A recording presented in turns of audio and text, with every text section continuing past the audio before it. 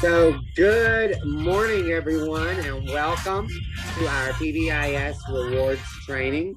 If you haven't seen already, we've got some questions here to kind of guide our chat. To tell us about your dream vacation. We've already had a couple of responses, and we appreciate those. I'm really here for the Asia and Greece expeditions there. Those both sound like great ideas. Today, you're going to need a piece of scratch paper and a pen for an activity we're going to do a little bit later. So let's get started. So there are 4 members of our team here. We have India Williams. We have Terrell Brown. We have Anna Michaels. And myself, Adam Eford. And we are the PBIS training team, your professional development educators for PBIS rewards.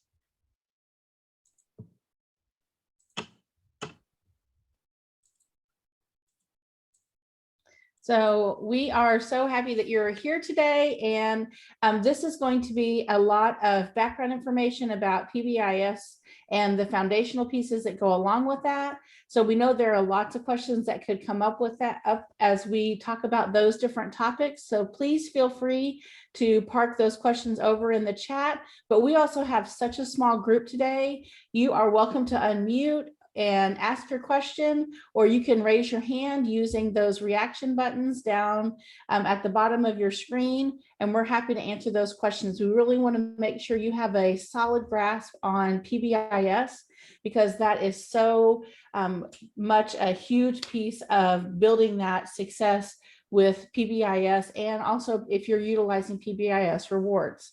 So please don't forget to engage with us in the chat. And just like with our students, we try to be very clear about setting our expectations and being intentional about those. And so we just want to cover a few of those things with you here. As far as working with us today in our meeting, feel free to mute your microphone while you're not sharing, and be open to those new ideas that we have today, and only have PBIS rewards up on your screen. We know that there are so many other things going on, but we're going to try to get through the kind of meat and potatoes of this whole training in an hour and wrap it up in a nice bow for you so that you can move on and do other things with your day today. We are asking that you have a paper and some kind of writing utensil for a short little activity, and then share the air with anybody else that is speaking today. And then just stay engaged. Feel free to use those nonverbal feedback icons that are at the bottom of your screen. We always love those. And then just don't be afraid to ask questions. We want to make sure you really have a great understanding before you leave today. All right, so this is an agenda to kind of guide what we're going to do today. So of course, we're going to start with our little welcome session, which we just had. And then we're going to talk about PBIS foundations, move into behavioral instruction and the school-wide matrix. Then we're going to discuss classroom routines and how those fit into the PBIS program. And then we're going to end with lesson planning and a calendar and example for you guys to kind of use. And then we're going to wrap up and talk about some additional trainings.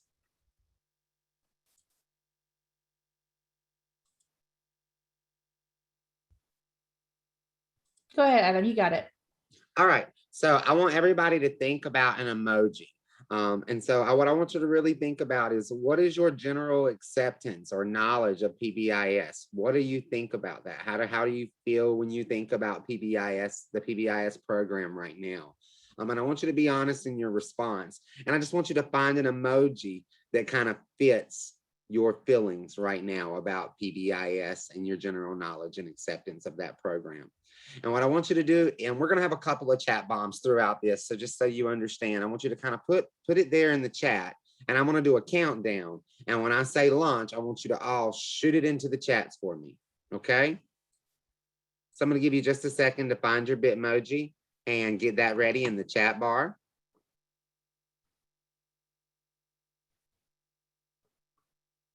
Sometimes if you have a problem trying to find that option for the different emojis too, if you're a Windows person, you can hit the Windows button on your keyboard and the semicolon, and it brings all of those up for you.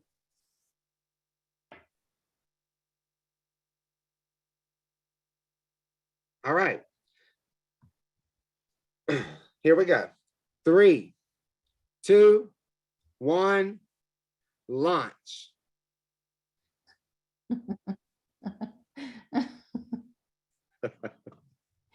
I like some of those that we're getting, Adam, too.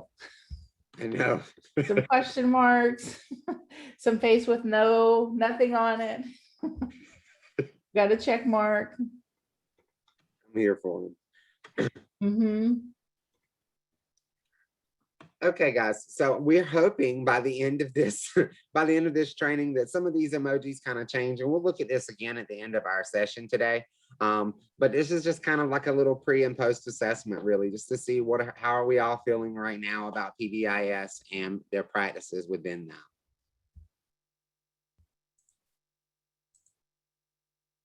All right. So let's discuss the what, why, and how of PBIS. So one thing I want to really make sure that we point out here, guys, you know, a lot of PBI, the PBIS program is just making sure that we all are sharing a similar perception of the program. And a lot of that has to do with making sure that you've discussed your reward structures with your staff. So I want to just kind of bring up, there are lots of businesses that have some kind of reward structure in place, you know, that kind of keeps bringing us back there, you know, like a shop and earn kind of situation. And as an adults, we have really kind of gauged that, and we utilize that a lot just so that we can get those rewards. And children aren't very different, you know, they want those same kind of rewards. They want to kind of feel like what they're doing matters and that they're getting something for doing the correct things. And so I want to kind of just take you, if you will, please, guys, close your eyes for a minute. And I want you to think about the streets of New York City. You know, what does it look like in the street? And feel free to post some ideas here in the chat. But what do you see in the streets of New York? What are some things we might see there? People? Yes, lots and lots of people there. Big crowds. Okay. What are some things you might hear while you're standing in the streets? Vendors, that's a good one. What might you smell in the streets?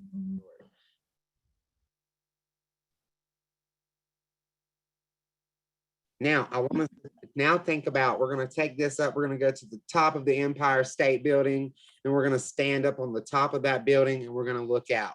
What are some things we're going to see now?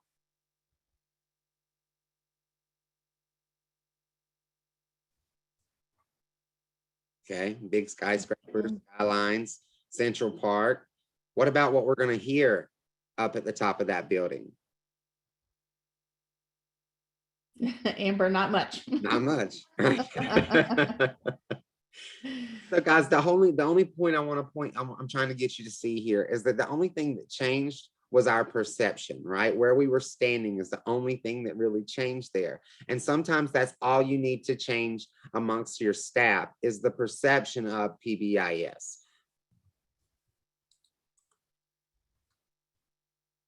So what is PBIS? PBIS is positive behaviors, interventions, and supports, okay? And these are kind of used to help encourage positive behaviors, okay, from our students. You're going to use PBIS to teach and promote positive behaviors. And if we can do all of those things, it's going to ultimately create a more positive school climate.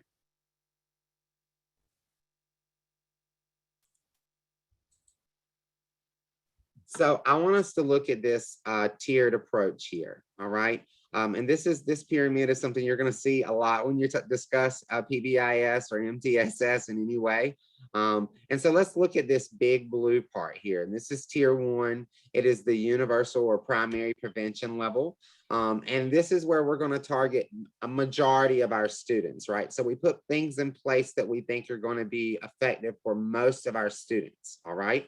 If you will, I'm going to kind of give you an example here. If we were in person and I gave you something spicy to eat right now, right? If I were like, all right, everyone, let's eat these hot Cheetos, right? Now, as you know, to go with that, I'm going to give everyone a small mouthwash cup of water, a very small mouthwash cup of water. Now, some of us, and hopefully most of us would be perfectly okay with that small mouthwash cup of water.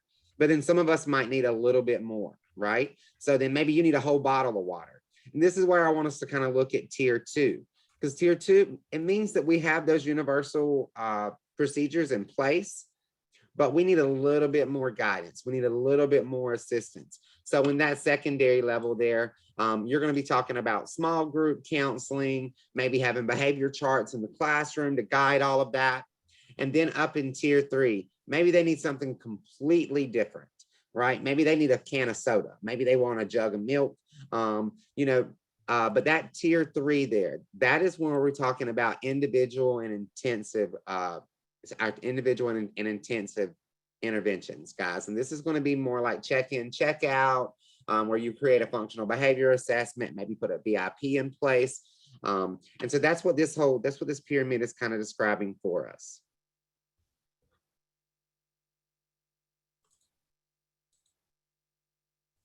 So when we talk about PBIS 2, there are 12 elements that really make it up, that are going to build up that foundation for us.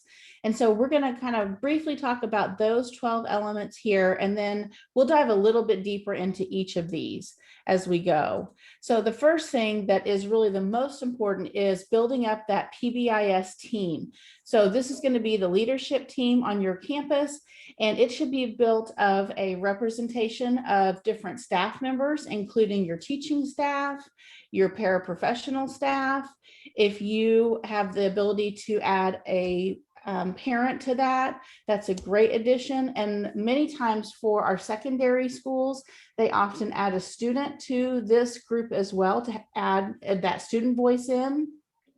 But this is really going to be your team that's going to be the main driver of PBIS for your campus, and administration should be a part of this, but they are not going to be the one that is going to be in the leadership position. That should really be another staff member. The administration is there to help with it, and we know so many times they have to make the decisions about the dedication of time, of money, adding those things sometimes also to your school improvement plan.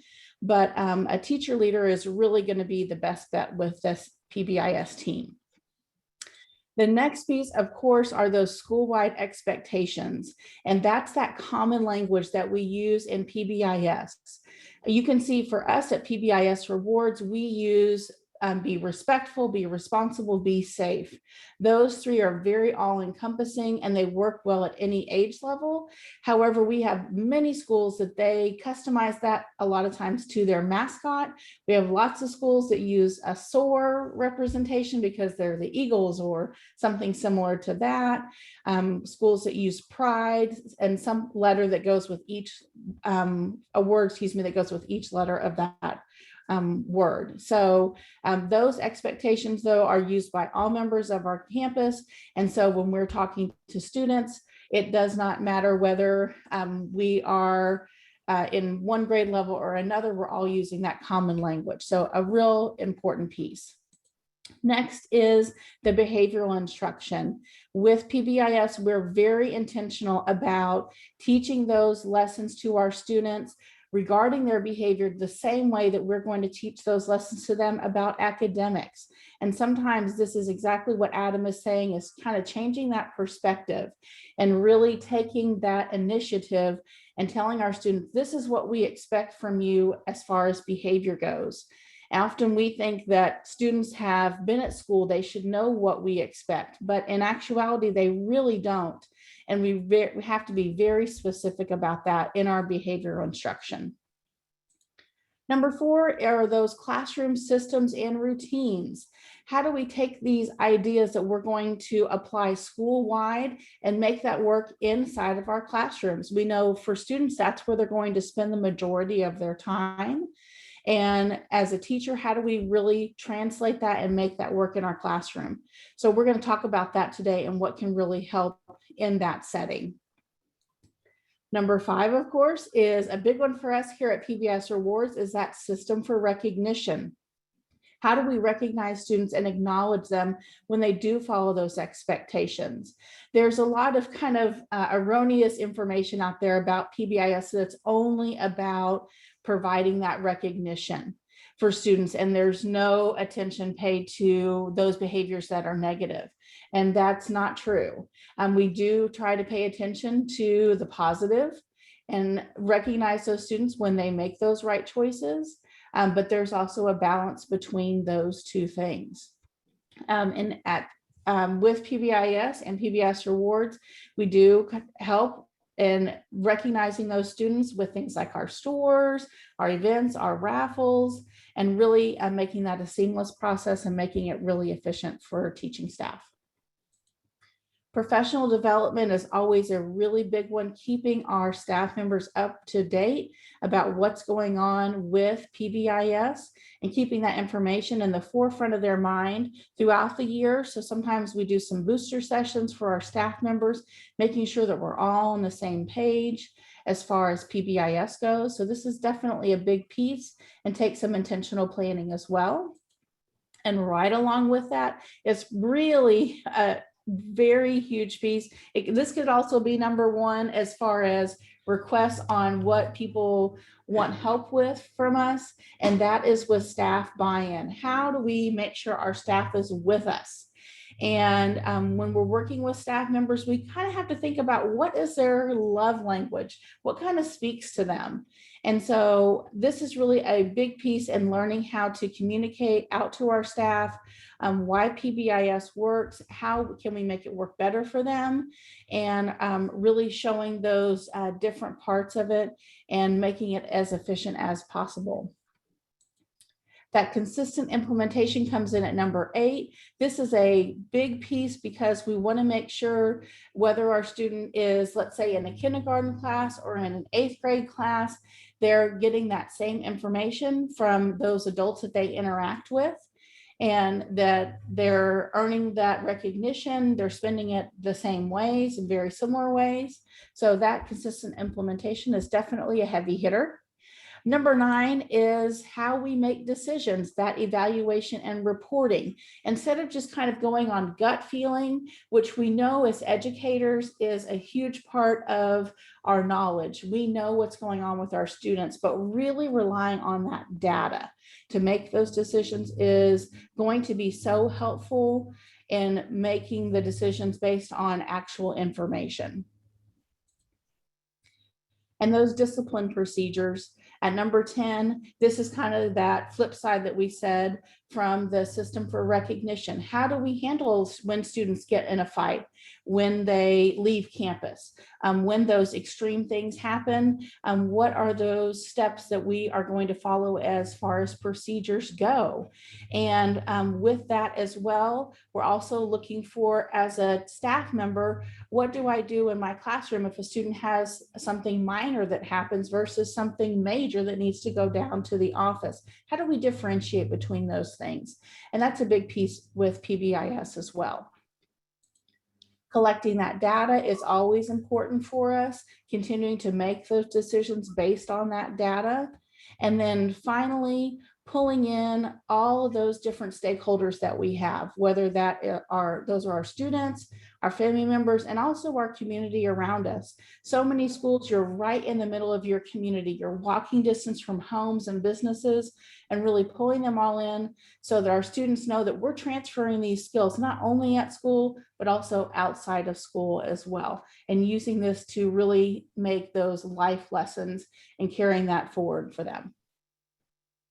Okay, I hate to take a pause, but is there anything, Adam or anybody else, that we missed in the chat?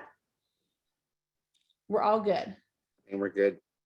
We're all good. We just had some people that we just wanted to remind about that we are recording today's session. So no need to get a cramp in your hand, taking lots of notes, because you shared so many wonderful things, Anna, about the 12 elements of PBIS, but we will be sending a link to you all if you did register for today's training to be able to watch this over and over again or to share it with your staff. Perfect. And we'll send you resources too. We're going to kind of come up with some other things for you as well today. So don't worry that you're going to miss anything as well. So yeah, great. Thank you.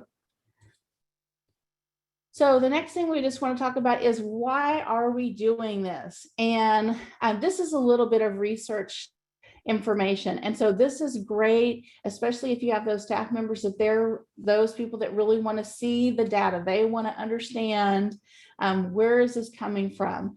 And this is from John Hattie. If you've heard of him, he has interviewed thousands and thousands of students and staff members in education to really find out the best way I can describe it is, where do we get the most bang for our buck in education? Where are we going to really make that impact? And so what he does is decide on those things and assigns them a numeric value. And the higher the numeric value, the higher the value to us in education. And so looking at some of these components that he has listed here, all of these have a direct correlation with PBIS. So when we're looking at teaching social skills, that's definitely something that we're going to be doing in PBIS when we talk about delivering that behavioral instruction to our students. And we're going to intentionally review exactly what we want as far as behavior goes. We're going to increase that positive adult contact. Adam shared with you that ultimate goal with PBIS is to increase our positive school culture, and that happens with those basic relationships between students and adults. The direct instruction, again, of behavior, that's also something else that's going to tie in with PBIS. And when we define those expectations for our students, they can be more successful because they understand exactly what is going to be happening at school. I know as a 6th grade teacher, I thought, my students coming to school, this is not your first rodeo. You should know how to do this. But in actuality, they came from different campuses before they came to my class. And the things that they did in my science class were definitely going to be different than they did in my team partners language arts class. So defining those expectations was very important. When we give feedback to our students on their behavior, we're going to talk about that today. That also increases those relationships and that positive culture. And then that positive reinforcement, of course, is going to be one of our most important things that we have in education, because again, we're going to increase those positive relationships. So John Hattie actually found one more component that's actually off the scale that's here. And that one is, his description is collective teacher efficacy, which is a huge way to say, together we can make it happen. And we believe that we can do it together. So as a campus, when we take these initiatives and we really work together at it and we believe in it, then that's when we really see success with our students. So that is going to be his heaviest hitter, is that collective teacher efficacy. So that teacher buy-in and that staff buy-in is definitely going to be important. But when we really believe in it and we really see it happen, we hear that common language, we see those positive interactions, all of those things in combination, that really leads us to that collective teacher efficacy. So that saying of it takes a village, that's exactly where we are talking about it here in education. So this is a great way to really bring our staff together. And I want to point out to you guys Yes. just a quick little example. My mom, when we were growing up, we had a bunch of shoes just thrown at our front door all the time, and it bothered her all the time about these shoes. And so mom came up with a system of how we could organize these shoes. And for a few days, it worked out well. And over time, it kind of just started to look exactly the same again. And the reason for that, anybody want to take a guess? It was because we, as her kids, we were not invested in that idea. We were not a part of that idea. And then very soon after that, you know, it became a part of our chore structure. You know, that's kind of what decided if we got an allowance or whatever. The minute that it became a part of our allowance structure, we were dead set on getting those in there. So it's all about that buy-in. Absolutely. So this is one of our favorite quotes we have about why do we do something like PBIS. So if a child doesn't know how to read, what do? We teach. If they don't know how to swim, we teach. If they don't know how to multiply, we teach. If they don't know how to drive, we teach them. But if they don't know how to behave, what do? What is our go-to in education? And so that last question sometimes is really hard to answer for us in a definitive way. So we really want to focus on with that we go back and we teach. And so when our students have those issues with behavior, we use that as an opportunity to teach. And this can happen in a quick second, just doing a quick reminder about expectations for our students. And sometimes we have to do a little bit more with our students if they're really struggling, but this is really the mindset shift, is that we go back and we teach. So great quote. All right, Adam, let's talk about the impact of PBIS. All right, great. So let's first look at the most important element, right? Our students. So when we look at our students, what are we getting with PBIS? What are we getting for our students? It gives them increased academic achievement because they're spending more time in the classroom on instruction, right? It gives them some SEL competencies and helps them kind of build their confidence, and it's decreased absences from school. Then let's look at it for our staff. For the staff, we're going to have improved relationships, and that's improved relationships amongst each other and improved relationships with the students themselves. And then finally, we're going to look at that from the school's perspective. From the school's perspective, from your administrator's perspective, we're going to have decreased office and discipline referrals and suspensions, and thereby creating a safer school environment. So the big thing we're going to do here is we're trying to increase student exposure to classroom instruction, right? To give you back as much time as you can, as you've lost, right? So a lot of times we ask that question about, well, I had to spend this much time doing this and I had to spend this much time doing that, and as a teacher, this is one way that we can buy back that instructional time. Absolutely, because we know that is the best place for our student is in class with their teachers, not in the office or in out of school suspension or in school suspension. They are really best served by being with their teacher in their classroom.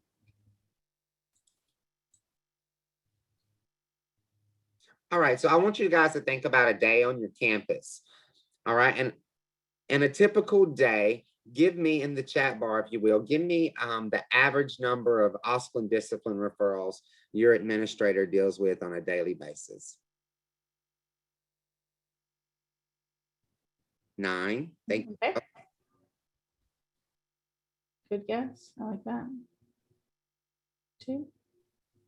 Okay. Okay. Okay, so I'm seeing a lot of us are either in the 2 zone or closer to 10. So let's look at some, as always, we want data to drive what we do in education. So let's look at some data here that's going to help us. So let's just say we get 5 office discipline referrals a day. All right. So that's 5 each day. There's 180 days of school, right? Now, if we look at that, that's going to bring us to 900 ODRs each year. That means as an administrator, you're going to be dealing with 900 office discipline referrals in the office. Okay. Now, let's keep going. That means if we're spending, let's say that we're spending 15 minutes each. So 15 minutes discussing what happened with the teacher and the student.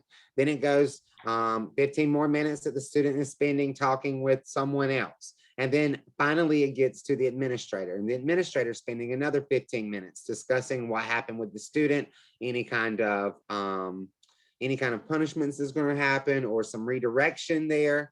And then we take all of that time together there. We have our 900 ODRs. We have 45 minutes, guys, for each one of these ODRs. Again, that's 15 minutes with the teacher, maybe someone else, and then the administrator. That brings us up to 900 ODRs, right? With that 45 minutes. Guys, we're looking at 40,500 minutes. That is 675 hours and 96 school days. So if you were to divide that out, that means we're looking at a student losing 32 days of school, or a teacher losing 32 days of school just to discuss discipline, right? To kind of deal with those behaviors. So again, guys, I want to point out that PBIS reduces the time out of class. And again, it's allowing us to buy back that instructional time. And I mean, teachers always talk about that they don't have time to do these things, guys. And again, this is a system that is going to help you get that time back. Absolutely. We love this slide because it really puts it in black and white as far as that goes. And if all of us think too about that kind of middle slide, this one right here about the 15 minutes, how often does it take you 15 minutes to work through a discipline referral? Hardly ever. So man, that's if you're a machine.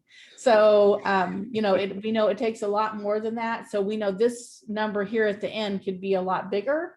But this is a great way sometimes to talk to your staff to look at your number of office discipline referrals that you have on an average every day, multiply it out and use this to share this with your staff and really see what that equals as far as those minutes. Because what do educators say every day? I don't have enough time with my kids. I need more time with my kids. Stop interrupting my class. I need time with my kids. So this is how you get it back. So kind of building a bridge between PBIS and PBIS rewards, we just want to share with you, you know, what are some reasons to utilize PBIS rewards? If you're a customer right now with us, we are thrilled about that. If you're not a customer yet, we'd like to just share a few things with you why we love it so much and why it is such a great feature to use with your students and staff members. First of all, it's school-wide. Our saying is any staff member can reward any student at any time because we are able to scan badges for students and we use QR codes to easily make that happen. So this is a great way to start off those positive relationships.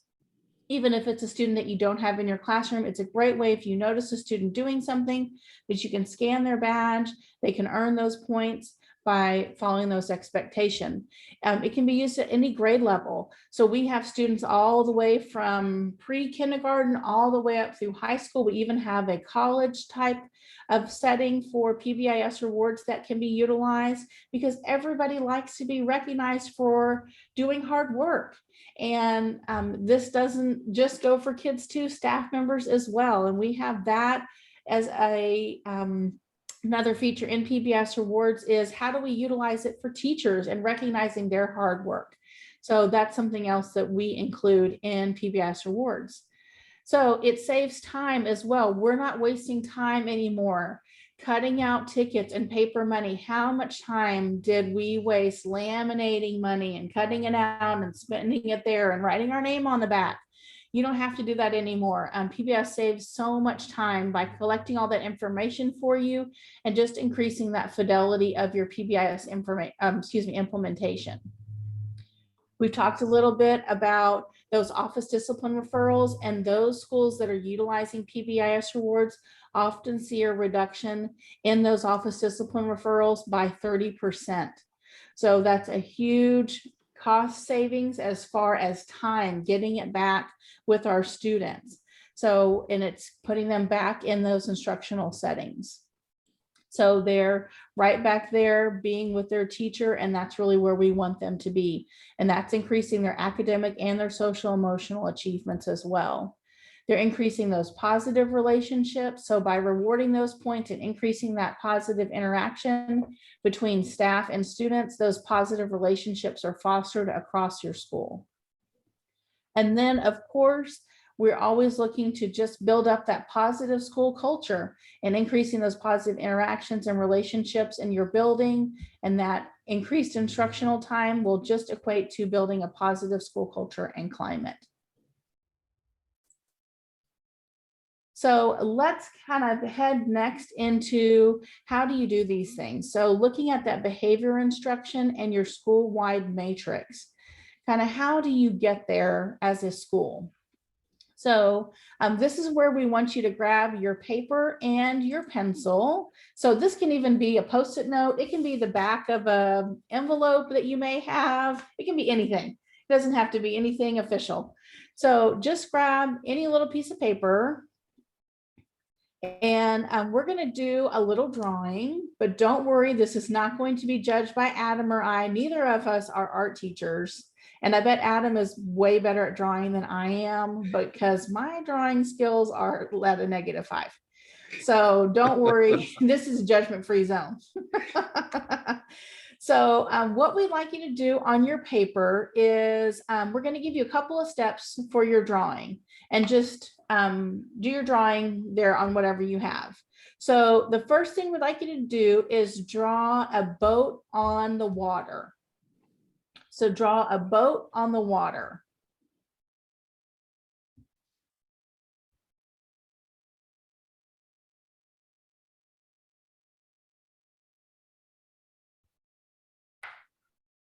All right. Once you have your boat on the water, now we'd like you to draw a few clouds in the sky.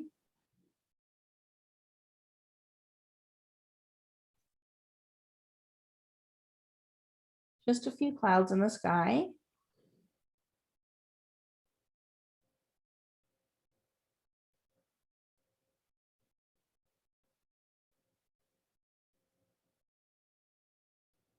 And then finally, we would like you to draw a background for your boat. Just draw a background for your boat. Adam, can you hear all the lawnmowers going in my neighborhood? We don't hear that. Okay, thank goodness, because it literally is like 10 lawnmowers going at the same time right now. Okay, great. Okay, let me give you about 10 more seconds to finish drawing your background of your boat.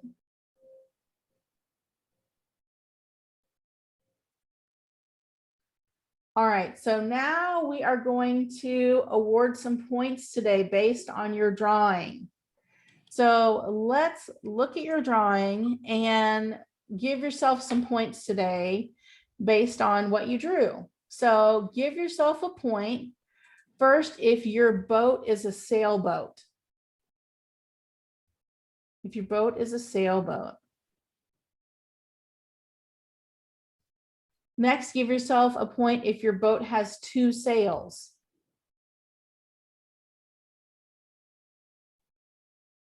Okay, give yourself a point if there are people in your boat.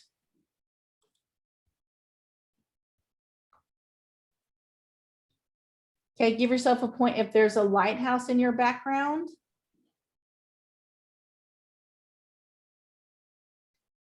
If you have a sun that has rays of sunshine, you can earn a point. And finally, you can earn 5 points if you have a house in the background. You have a house in the background. Okay, so tell us in the chat, how many points did you get? How many points did you get? 3, 0. Oh no, 1, 3, 1, 2. Okay. All right. 5 for the house. Ooh, way to go, Dale. All right. 2, 8. Look at Gwendolyn. Man, she's rocking it. Okay. 3. Good job. Okay. So this is the drawing that I used to make our steps today. So how would your drawing be different if you knew those specific expectations? If I told you, instead of just saying draw the background, what if I told you specifically what I was looking for? If I said draw a lighthouse and a house with a chimney and your house in the background, what if I gave you more details on that? That would really help you have more information than just saying draw a boat on the water, draw clouds in the sky.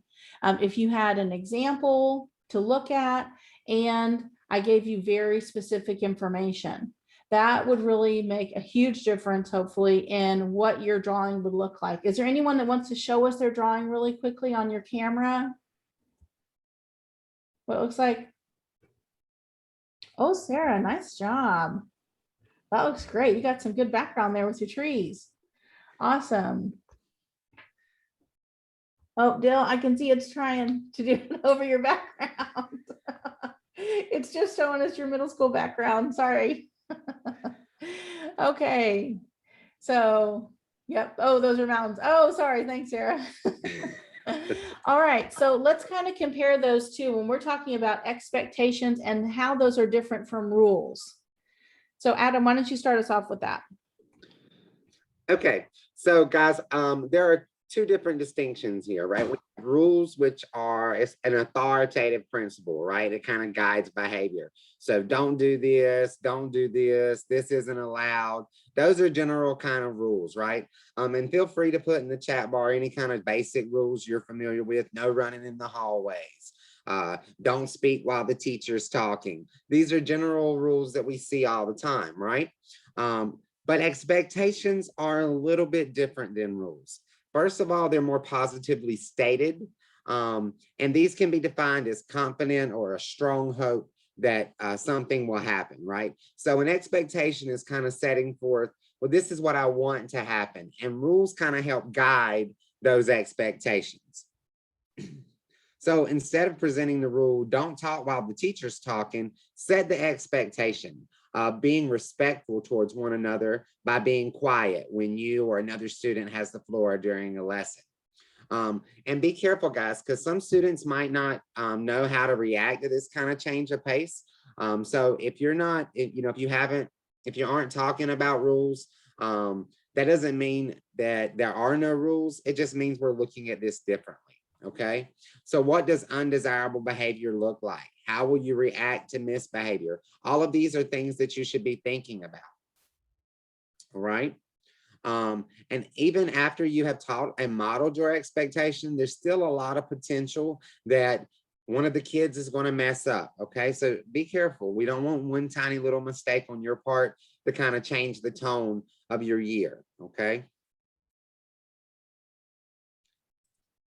So guys, when we're talking about these rules, and again, we've got these rules over here on the left: no talking, don't run, get to class on time, no social media, right? Those are very basic kind of rules, especially over the last year in this virtual world we've had. Those have kind of been the basic, especially this no social media, right? That this kind of stuff is kind of what has been guiding us with the rules, right? But again, if we just change our thought process, change our perception a little bit, we're going to change that, right? We want to have expectations instead. So instead of saying no talking, let's say use a voice level 0. All right. Instead of saying don't run, we're going to say walk on the right side. So we're still kind of getting our expectation there, but we're taking away that negative connotation. Next, instead of saying get to class on time, we're going to just say class will start on time. And again, we're not lying here. We're being honest. Class will start on time. And obviously the point is that we want to make sure people aren't late. The students are coming in at the right time. And finally, instead of saying no to social media, we can say use technology safely and appropriately, right? Which again, a lot of that has been happening over the last little while. So I want us to look at a word here, all right? And we're going to look at the word play. And I want you to, in the chat box, I want you to type your answer here. Don't send it just yet, but I want you to type, what does play mean to you? If I were to say, hey guys, go play, what does that mean? I'm going to give you a few seconds to get that typed into the chat. And I'll give you the same 3, 2, 1 launch in just a few seconds. And then I want you to send that. I want to know what do you each consider whenever you hear the word play.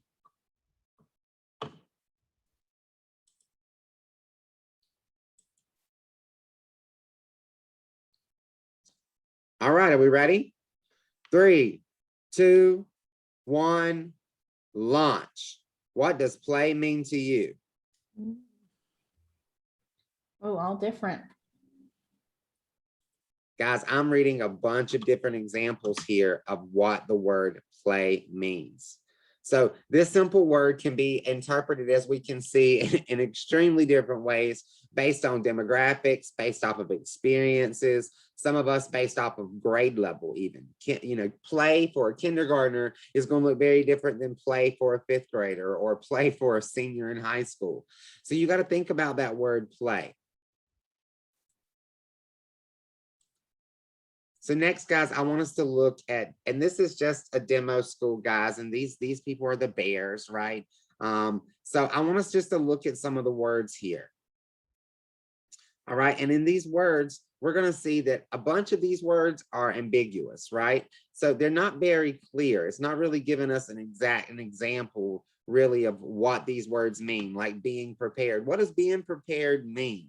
Because I was a music teacher, so being prepared in my class would look very different than being prepared in Anna's class as a science teacher, right? To my class, you need an instrument, you need to make sure we have our reed, you know, please don't have any gum, these kinds of things, right? That's what being prepared means in a music class. But in a science classroom, what does that look like? How do we set that? What does listening mean exactly? And again, all of these words are ambiguous. No one really has defined what that means. And that is why teaching behaviors and defining those behaviors is so crucial and so important to the success of this program. If your students can't understand what you have, then you need to demonstrate those things. You need to model that out. And some of those words might be unclear. I mean, some of these kids might not even know, for example, if the word respect was here, what does respect mean? You know, we can't, again, and I think Anna said this earlier, we oftentimes kind of have an idea of what kids come to us with, right? They already know how to listen. They already know how to be prepared. They already know how to stay on task. But that's not always the case. So take some time and make sure that you are teaching students how to do those things. And when you're preparing a matrix like this, make sure that the words that we have aren't as ambiguous. Make sure that they are not open to interpretation, that it's very clear language. So that kind of brings us to this next one. This is another example, and we'll share this resource with you so you can kind of look at some of the language here. So when you set up this matrix for your entire school, you make sure that that is very clear and you don't have any of those kind of play words that are going to be confusing to others and can be interpreted by some staff members one way or another. So this is the same thing. So let's kind of talk next, Adam, about our classroom system and routines. I'm trying to watch our time a little bit because we're getting close today. So we're going to go through this pretty quick. All right, guys, so the classroom matrix. So why have a school matrix and a classroom matrix? Consistency, culture. It goes back to keeping that, keeping the efficacy there, right? Give your teachers the respect and autonomy of determining classroom behaviors and let them engage learning. Realize that that looks different in different classrooms, okay? What does the curriculum look like? Sometimes classroom routines are explicit. And sometimes they're folded into the content area. So sometimes I need to teach behavior all by itself. And then other times I can just kind of bring that in as I'm teaching a regular lesson. So discussing how to raise our hand, for example, I can easily do that while I'm teaching instead of having to just spend time on, all right, everyone, let's practice raising our hand, right? When do we explicitly teach it? Classroom routines are the obvious, right? That's the best time to kind of go over what we are wanting or when to teach. But also consider looking at each lesson and activity through your school-wide and classroom expectations. So anytime you're doing something, kind of go back to those expectations. How often do we reteach or teach these expectations? We should be doing that anytime we see a lack of mastery, right? So anytime it seems like our kids need a little additional help there. So now let's look at classroom routines. Now, real quickly, guys, I want you to kind of just follow my finger for a second and hopefully you can see it. And just kind of do what I'm doing with your finger. Just follow me side to side here. And now we're going to take that finger and I want you to place it right here on your chin. I want you to place it right there on your chin. In the chat bar, and you don't have to tell me, but how many of you guys actually touched your forehead, right? And I would be willing to bet several of you touched right up here. And because you were just watching, you were doing what I was doing. And oftentimes, guys, that's what happens in a classroom. That's what happens with our students. they just watch us, right? So just remember how important modeling can be. Establish your classroom routines. These are just some examples of classroom routines that you might want to spend a little time with at the beginning of the year, going over and practicing these skills on a daily basis. And then, again, anytime we see that those behaviors are lacking, then we just come back to that lesson plan and we go back over it again and give our children some time to practice. Entering the classroom, go over your restroom procedures, what it means to get materials out, or maybe a specific time to do that, like during transitions. What does it mean to turn in your papers? Is there a process that you have set up for that? Doing group work or having center time, getting the teacher's attention. How do I do that? Do I just yell, "Hey, Anna," or do I expect them to raise their hand? Going over those things, especially right now. When do we get out our laptops? When do we use our laptops? And then finally, emergency procedures. So then when you are going over teaching these classroom procedures, it's a cycle. And a lot of times we talk about the lesson cycle, and this works the very same way. So again, this is going to be a great model to talk to your staff members about, and also going over these different ways that we take that great classroom instruction that we do with academics and we really apply it to behavior. So this is a way to do that. So behavior specific praise is also one of the most integral pieces of Pbis, and this is how we give that feedback to our students. So we tell them two pieces of information. We tell the student what behavior that we saw that we're observing. So let's say that they're walking quietly in the hallway, and then also we give them praise and we tell them how it makes us feel. So thank you so much, Adam, for walking in the hallway. I'm so proud of you today for following that expectation. So we're really encouraging that positive behavior by giving this behavior specific praise. So, and we're reinforcing that with them. And then also our students that may not be following that expectation at the time, they're hearing this and they're seeing us give those students points with our Pbis rewards. And so then they're wanting to earn those points as well. So that helps them and motivates them as well. For some people, like our friend India that's on here with us today, she is a ray of sunshine, and it's so easy for her to come up with all of these words to make that relationship with students and to give them that positive feedback. For some people, it's a little bit more difficult. So this is a great example of some words that can be used with elementary students, and some of those words that can also be used with middle and high school students, so that, some of our staff members that need that a little bit, then we have this resource there for you. So this is another resource we're going to provide, is the behavior reinforcement schedule. So when we're working with our students on those specific behaviors, then we are going to kind of utilize a schedule with that. And you can see what we're going to be focusing on the first week is just kind of teaching all of our expectations. But then as we move on to the following weeks, then we're going to really target that reinforcement to very specific skills. So if we're working with our students virtually, you can see we're going to really make it rain those points for staying on mute. And we're really going to focus on that. And so then the following week, we're going to bring in what is something else we want to work on, and kind of pull back off of the one from the previous week. So it really gives us a way, when we continue through those weeks, to be able to target specific behaviors with our students and really see an improvement with that. And then as a teacher, for you to also see that behavior improve with our students when you are using those points with our students and really making that connection and using that behavior specific praise. All right, Adam, you want to talk about classroom matrix? Yes. Okay. So here we have our classroom matrix, guys. And so let's just, you do have a blank matrix that we shared with you here. And you can absolutely take that resource and use that to kind of build that for your own school or your own classroom.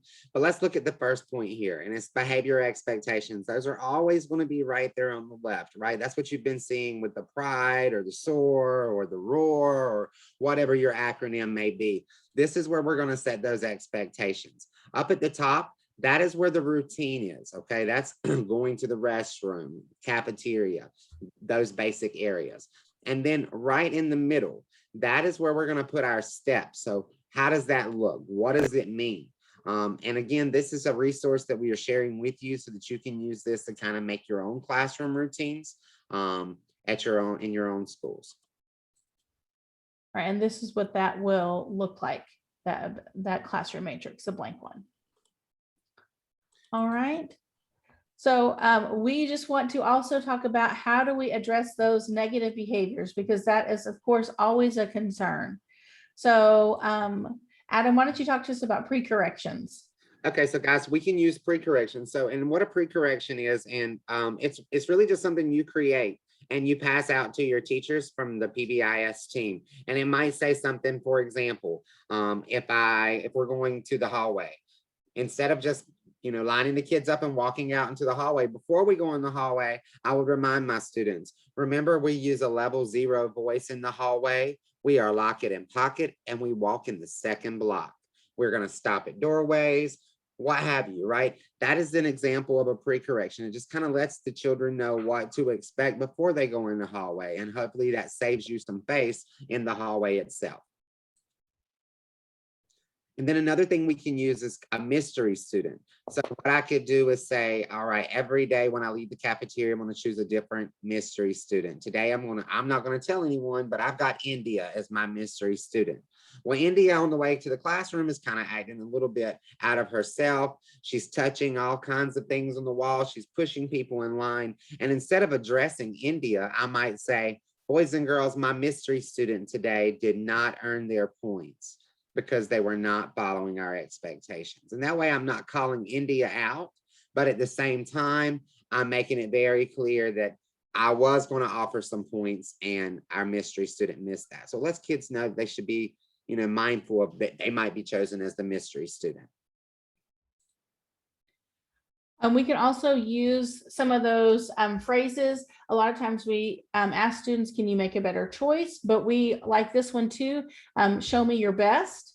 So that's a great way to keep our students motivated and also to set them up for success. Show me your best and following those expectations.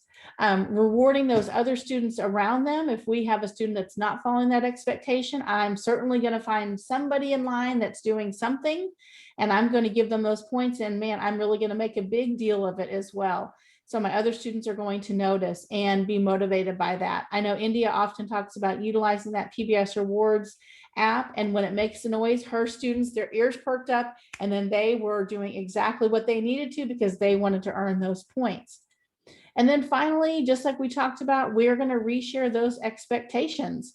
And so when our students are struggling and we have the majority are not following the expectation, we're going to take those few minutes and reteach those expectations. So with our lesson planning calendar, we're also going to give you these resources. This is a lesson planning template that you can utilize with your staff. And how are you going to actually plan for those lessons? And teachers can schedule out these lessons. They can be short, 10 to 15 minutes. That can be done as their class time allows. And then this is also something though that's going to be scheduled out, and that's what Adam's going to be talking about first, that these are going to be easy types of lessons. And you can see on the right side things like Venn diagrams, doing role play, examples and non-examples. So very simple lesson plans that can be integrated no matter if you're at a primary level all the way up through high school level. These are going to be things that are going to teach those expectations. So let's talk about that schedule.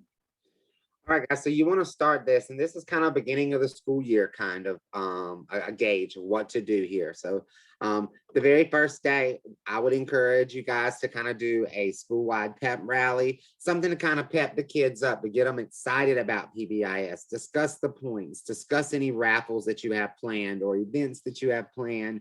Maybe you have a big item in your school store, like maybe you're, got an iPad in there that was donated or a drone, and it's a lot of points. So give the students a reason to want to collect points here, right? And then we're going to spend the rest of our time that week looking at each of the words, the expectations that are going to guide how students receive those points, right? So on Tuesday, we would focus on respect. right? And then we're going to make sure we do that in each of the focus areas. And then the next day with responsibility and safety. So that it's really got its own day to kind of focus. And then on that Friday, I would have another pep rally. Now, this one might have a little bit more to it. You kind of have some teachers come out and show examples of good and bad, right? You want to also make sure that you have a raffle or something like that set up in place that allows the kids to kind of use their points. Maybe this would be a good time for your administrator to do like a pie the administrator in the face, or a duct tape the principal to the wall, or something along those lines, so that you really are getting as many kids involved and active in earning those points. Awesome. Okay, we're racing to the finish line. Here we go. So we're going to just wrap up quickly and tell you about some future trainings. If you are a Pbis Rewards customer right now, please don't forget about that Show Me How button. It's down at the bottom if you need any help. It'll walk you through anything that you need. Also, that little help button at the top is there anytime you need additional help from us. We are here for you. We do want to offer you a personal invitation to our Facebook user group. If you scan that QR code that's there with your phone, that'll take you directly to it. There's a couple of questions to answer, but this is really where we take a lot of our ideas that we are thinking about changing with Pbis Rewards, and that also gives those customers there a chance to network with each other, get ideas from other people. And so we would love for you to join us there. Even if you're considering Pbis Rewards, this is a great place to kind of see what's going on with different people. We'd love to have you. If you need help, our support is there. You can see the website is down at the bottom. Even our different videos and different paths that you can take to learn. And we also always have somebody available for live chat. And if not, you can always send us an email or a phone call. And then Adam, do you want to do our final chat bomb today? All right, everybody. So at the beginning, we asked everyone, hey guys, tell us what you think. Tell us how you're feeling about Pbis. And now we want to do the same thing. I want you to put an emoji there in the chat bomb. In the chat box. And in a few moments, I'm going to do a 3, 2, 1. And when you hear launch, I want you to all send those emojis out. All right, here we go. 3, 2, 1, launch. Ooh, a little bit better. Awesome. I like the sunglasses. Okay, well, thank you so much for the positive feedback. We hope this was helpful to everybody. We are going to send you a link that has all of the resources that we talked about today, all the templates, the recording link today that you can utilize.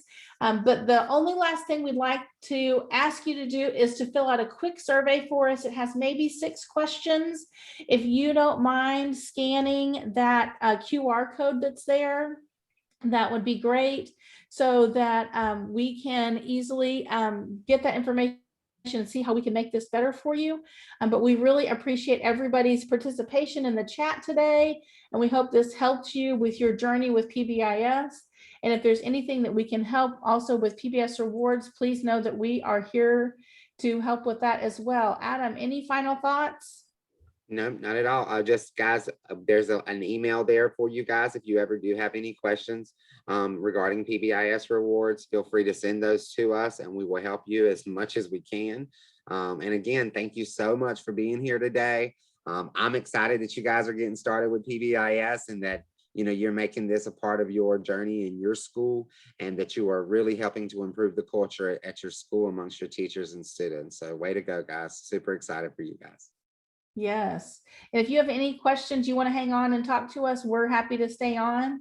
But if not, we're going to let you go for today, and we really appreciate it. Thank you so much for joining us. Have a great one.